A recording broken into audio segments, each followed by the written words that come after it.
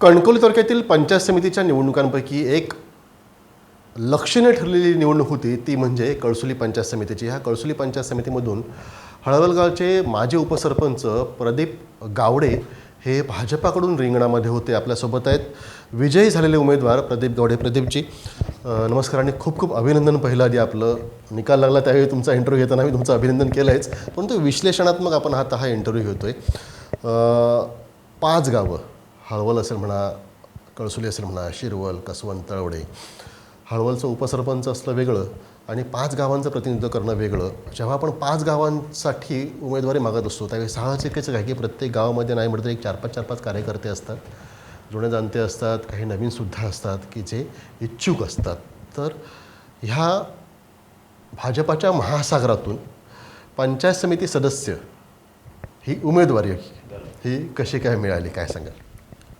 भारतीय जनता पार्टीचा 19 वर्ष निष्ठावंत कार्यकर्ता म्हणून माझ्याकडे विभागात आणि तालुक्यात बघितलं जातं. आजही मी संघटनेच्या तालुका सरचिटणीस पदावर कार्यरत आहे.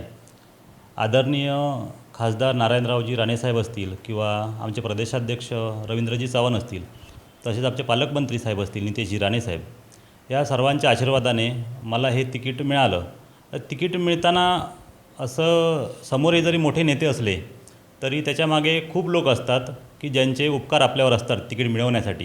म्हणजे असं आहे की आपण नेत्यांची नावं घेतलातच खरं म्हणजे, परंतु सुद्धा या नेत्यांचं पूल पार करण्यापर्यंत एक चेन सिस्टीम लागते खरं म्हणजे. पदाधिकारी असतील म्हणा किंवा सामान्य कार्यकर्ते असतील म्हणा, भाजपा हा केवळ भाजपा नव्हे तर त्याच्यामध्ये RSS ही संघटनासुद्धा महत्त्वाची ठरते. तर ती साखळी काय होती? आता आतल्या गोष्टी थोडं उलगडणं गरजेचं आहे खरं म्हणजे. सांगायचं झालं तर आमचे 5 गावातले सरपंच असतील, उपसरपंच असतील, हे साहेबांना वारंवार भेटत होते, पालकमंत्री साहेबांना, आणि तिकिटाच्या संदर्भात बोलत होते. पण 6 जण इच्छुक होते आणि 6 जण इच्छुकमधनं माझं नाव येणं याच्यासाठी कुठेतरी पाठीमागे एक मोठा हात होता. तो हात मी असं म्हणेन की जे आपले प्राणजीवन सहयोग संस्थेचे संदीप चौकेकर आहेत, त्यांनी साहेबांजवळ शब्द टाकला, RSSच्या माध्यमातून त्यांनी शब्द टाकला होता आणि मला वाटतं की या सगळ्यांचं एक मत झालं आणि मला तिकीट मिळाली. त्याबद्दल त्यांच्याही मी खूप आभारी आहे. आपण ज्यांचा आता उल्लेख केलात खरं म्हणजे संदीप चौकेकर हे अराजकीय व्यक्तिमत्व आहे, राजकीय पडद्यावर कधीच येत नाही खरं म्हणजे. परंतु शिरवल गावामध्ये बघितलं आपण, तुम्हाला मिळालेली मतं जी आहे जवळपास 500हून अधिक मतदान झालं, त्याच्यापैकी माझ्या माहितीनुसार 428 मतं जी आहेत ती तुम्हाला मिळाली आहेत. शिरवल गावच मुळात बघितलं आपण तर आधी उभाटाकडे आहे, सरपंच उभाटाचा आहे. मागील इलेक्शन जे काय ग्रामपंचायत झालं, सरपंच थेट निवडणूक आणि सदस्यांची, त्यावेळीसुद्धा बघितलं आपण तर थेट उभाटाचा सरपंच तिथं अधिकृत भाजपाच्या उमेदवाराला पराभूत करून विजयी झाला आहे. त्याच्यामध्ये सुद्धा किंगमेकर म्हणून संदीप चौकेकर यांचंच नाव, मात्र ते पडद्याआड असलेलं व्यक्तिमत्व. शिरवल गावामधनं तुम्हाला जे काय मतदान झालं आहे त्याबद्दल कसं विश्लेषण कराल? संदीप चौकेकर बघितलं ते अराजकीय व्यक्ती आहेत, पण बाकी सर्व मतदान बघितलं, खासदार की आमदार की सगळ्याला बघितलं तर शिरवल गावात नक्कीच भाजपाला लीड आहे. पण अपवाद ग्रामपंचायत वगळता बाकी ठिकाणी भाजपाला बऱ्यापैकी लीड आहे. त्या गावात पंढरी शिरवलकर असतील, महेश शिरवलकर असतील यांच्यासारखी, किंवा आमचा बूथ अध्यक्ष सुचित गुरव असेल, यांच्यासारखी मंडळी असताना आज जवळपास मी 400 मतदान मिळालं, 450 450 मतदान मिळालं. ह्याच्यात नक्कीच रोल मोठा हा संदीप चौकेकरांचा आहे.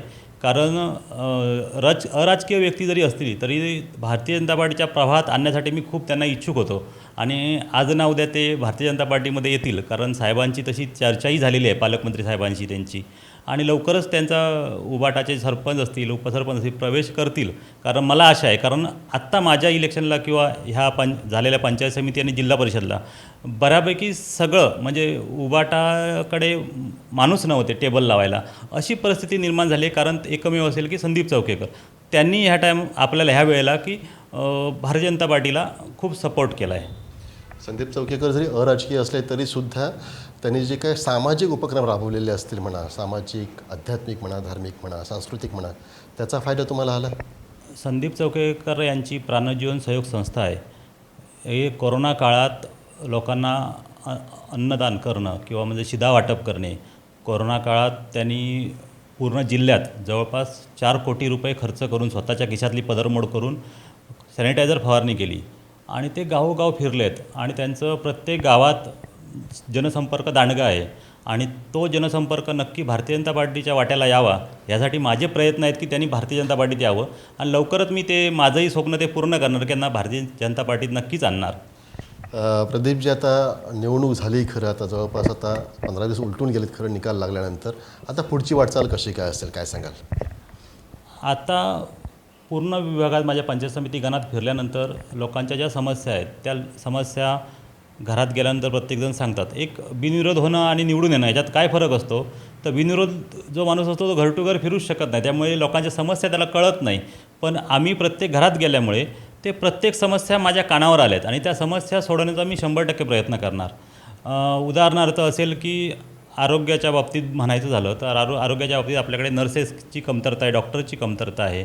तर नितेजी राणेसाहेबांच्या माध्यमातून कळसुली येथे मोठं उपकेंद्र तयार होतं आहे. जवळपास त्याचं 7 कोटीचं बजेट आहे आणि त्याचं सगळं आता परवानग्या वगैरे मिळाल्यात, आता कामही चालू होईल.